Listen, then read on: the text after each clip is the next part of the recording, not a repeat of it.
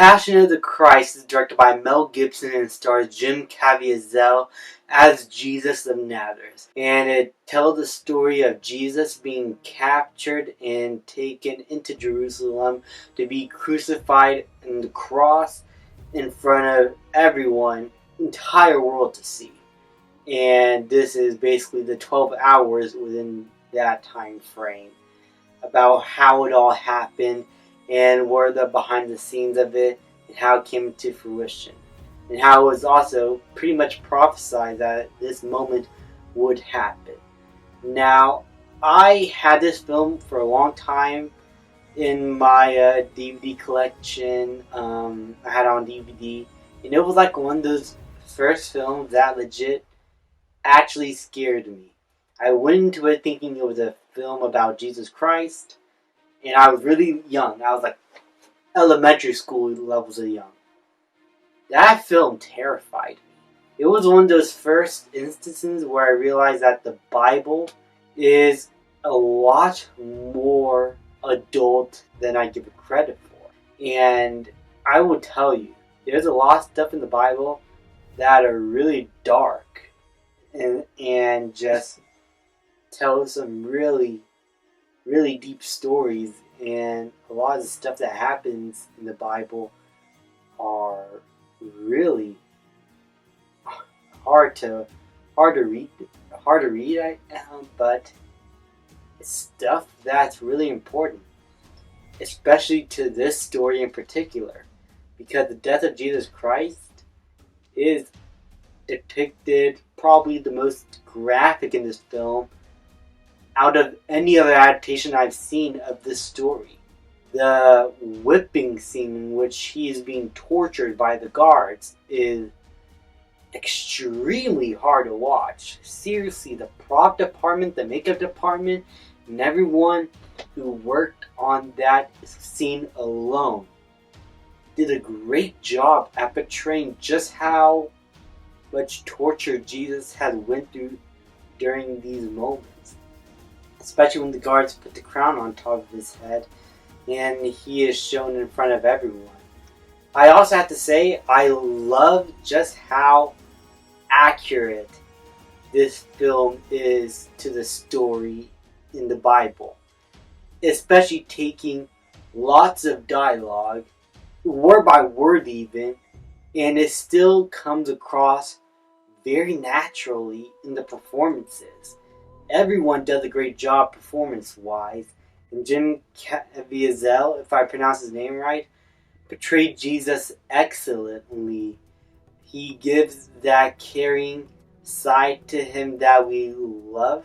He also gives us a more innocent and just human side to him when we see him as a younger lad still working as a carpenter in flashbacks. And then we see him tortured and bruised up and sad about what's going on while still trying to keep to his faith. And the performance just overall in general and how Jesus was portrayed here as a human being, because a lot of media will like to portray Jesus as the highest figure, like untouchable in a really fantastical light. And it just feels too fake. Here, it actually felt real. I actually felt the emotions everyone is going through, especially what Mary is going through, just witnessing her son getting tortured like this. The pacing also is really good. The film would, most of the time, cut back to the past in order to hit home what is happening at the moment and have us understand the significance of what's going on. For some people who may know the Bible, it may come across as we know already, but for people who never read the Bible and has little knowledge of these stories and just going into this film blind, I think they would find the storytelling here and how it's paced out pretty well done, as this is an event that has been kind of fruition since the birth of Jesus.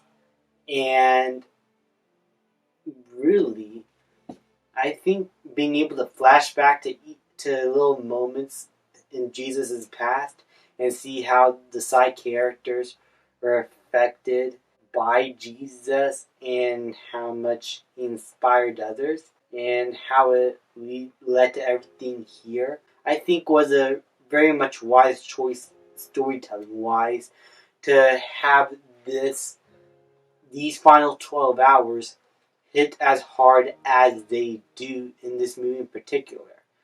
Also, the cinematography is absolutely beautiful. The garden in the beginning is lit with a lot of blues, but the rest of the film is just browns, yellows, hot suns, and it's just hard to watch sometimes because the atmosphere and everything felt like you are somewhere dark.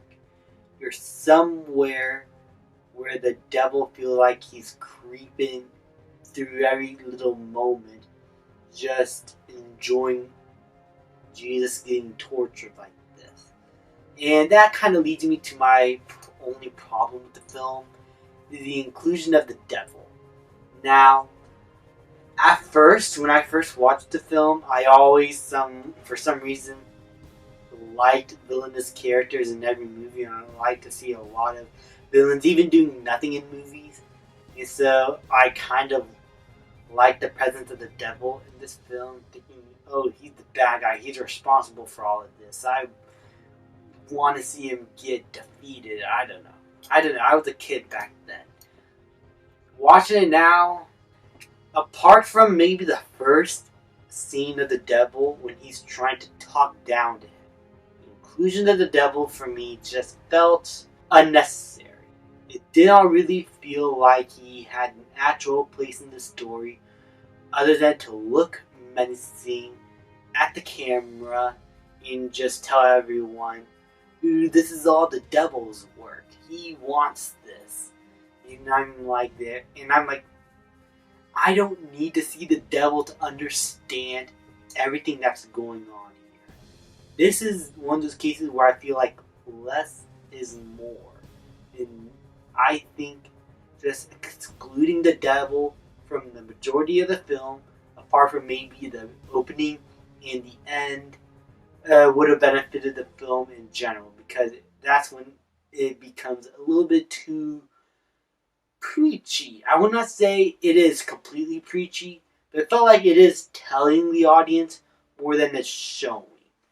And it talks down, and like, it's one of my least favorite storytelling aspects of movies in general. How sometimes the movies will feel the need to talk down. At least it's not an exposition scene or anything like that, but I felt like excluding the devil could have benefited the film in my opinion. But yeah, apart from that, everything else about this movie is done really well. The way the crucifixion of Jesus is handled, and how he picked up the cross and walked through town till he got to the hill, and then he died up in the cross. How that was all portrayed, it was probably the best portrayal of this moment that I still seen, and it has not been topped. The performances, the atmosphere, the incredible music, which is really epic, the directing, the cinematography, and certain callbacks to certain moments in Jesus' life, especially how it was all maturely handled and doesn't use the R rating to just put more blood and make it bloodier and make it more edgier. No, it portrayed this moment in the most accurate way it could. And it's dark, but it should be. But it never comes across as being dark just for the sake of it, to get a certain audience in. It felt dark in order to accurately portray this story in the best way it can be told. A few problems here and there, I love The Passion of the Christ. I watch it almost every year with my family. I think it is an excellent faith-based film. One of the best Catholic and Christian films out there. And I'm going to give The Passion of the Christ an A. I really do recommend it, especially around Easter.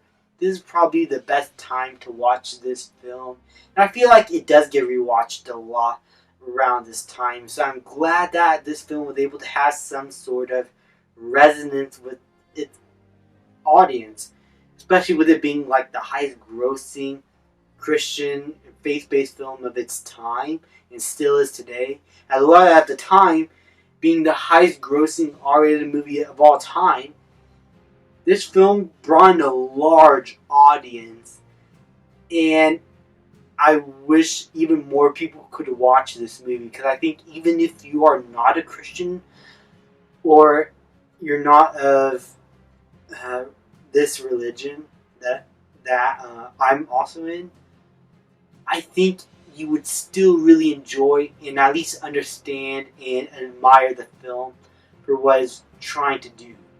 And yeah, this is just my review of this film. I've always loved it, and even to this day, despite a few problems here and there that would have changed in terms of the creative storytelling department, I still think this film is quite possibly the best and most accurate depiction of the 12 hours of Jesus' life that we have gotten.